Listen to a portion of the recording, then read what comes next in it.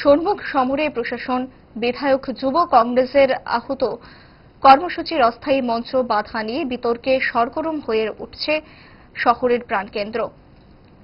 মঞ্চ বিতর্কে টানটান উত্তেজনার মুখে রাজধানীর সিটি সেন্টারের সামনে পুলিশ ও পুর নিগমের টাস্কফোর্সের উচ্ছেদ বাহিনী পৌঁছাল ড্রজার নিয়ে।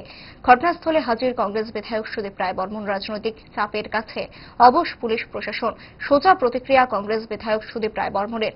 প্রশাসনের অনুমতি নিয়েই মঞ্চ বাঁধার কাজ করা হচ্ছে। প্রশাসন যুব কংগ্রেসের কর্মসূচি ভণ্ডুল করতে রাজনৈতিক চাপের কাছে নতজানু হয়ে পড়েছে।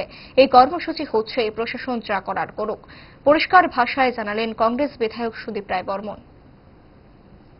আজকে আমাদের এখানে একটা কর্মসূচি রাহুল গান্ধীর ছাত্র আগুন যুব কংগ্রেস তরফ থেকে এখানে এলইডির মাধ্যমে সরাসরি সম্প্রচার করার কথা। অ্যাকর্ডিংলি পুলিশের কাছে দরখাস্ত করা হয়েছে, পুলিশকে জানানো হয়েছে এখানে এলইডি স্ক্রিন লাগবে, দুটো সাউন্ড বক্স, দুটো মাইক লাগবে, সব কিছু বলা হয়েছে। অ্যাকর্ডিংলি এখানে একটা টেম্পোরারি একটা স্টেজ, এলইডিটা ভারী, তার জন্য এখানে একটা মঞ্চের মতো করা হয়েছে, জাস্ট এলইডিটা প্লেস করার জন্য।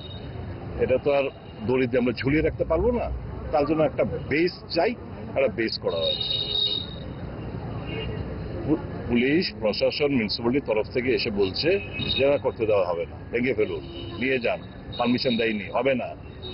আরে এটা কি এটা গণতন্ত্র রাষ্ট্র নাকি? আমরা পুলিশকে জানিয়েছি, পুলিশ আমাদের সঙ্গে কালকে কথাবার্তা বলেছে, সবকিছু ঠিকঠাক, হঠাৎ করে এসে বলবে হবে না।